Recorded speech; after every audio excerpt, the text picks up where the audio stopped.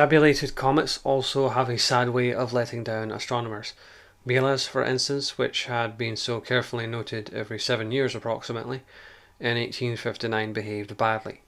It was seen to break up before their assembled telescopes.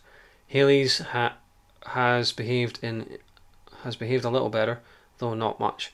Some think the Aquarid meteors of May and the remains of Halley's, and others believe that the comet of 1910 was Halley's. The fact that certain comets adopt a parabolic passage like Halley's and are calculated to return every 76 years is as justifiably attributable to a system rather than to the vagaries of a certain comet. Comets, again, of the elliptic order of about 7 or a little over 3 years are not individual comets, but comets which are undergoing the process of being pulled in as already described.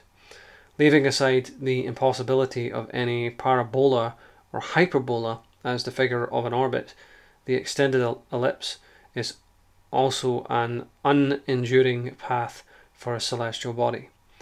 Permanent satellites of the Sun, by which I mean the planets, maintain a permanent equilibrium based on gravity, which determines the exact distance from which they encircle their Lord and Master by their relative weight.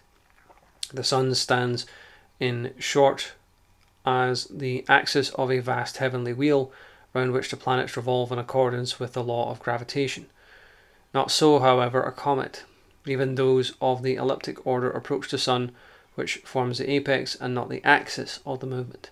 All comets swing round the Sun, frequently close to the solar envelope at tremendous speed, at perihelion contact, which means that he forms the apex and accordingly brings these bodies into the close embrace of his tremendous fires and the magnetic waves.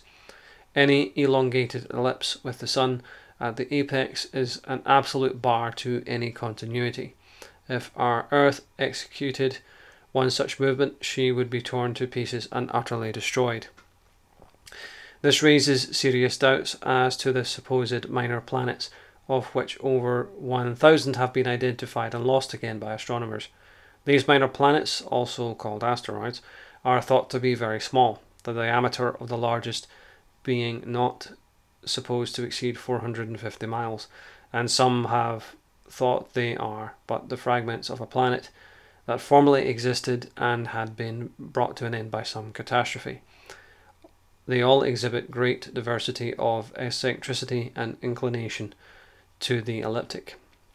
Among those, Medusa is estimated to possess an orbit of 3.12 years, Adalberta closer to the Sun than Medusa, given 3.01 years. Hilda is credited with 7.90 and Thule with 8.86 years. Sir Robert Ball says their orbits are, quote, tangled in a way impossible to represent otherwise than conventionally in a figure of small size. Popular Guide to the Heavens, page 6. But the orbits attributed to these trivial bodies are enormous compared with the recognized orbits of the known planets. If they were planets, they would perform an orbit according to their weight, and so would not require an extended ellipse of from 3 to nearly 9 years, when Mercury only needs under 88 days, Venus under 225 days, and Earth 365.256 days. The extended ellipse and the eccentricity of their inclination to the ecliptic suggest that these so-called minor planets, which come and go, are actually comets in proximity to the Sun. The truth of the matter is that it is very difficult to measure correctly the size or distinguish the path of celestial bodies through space except those of the actual planets.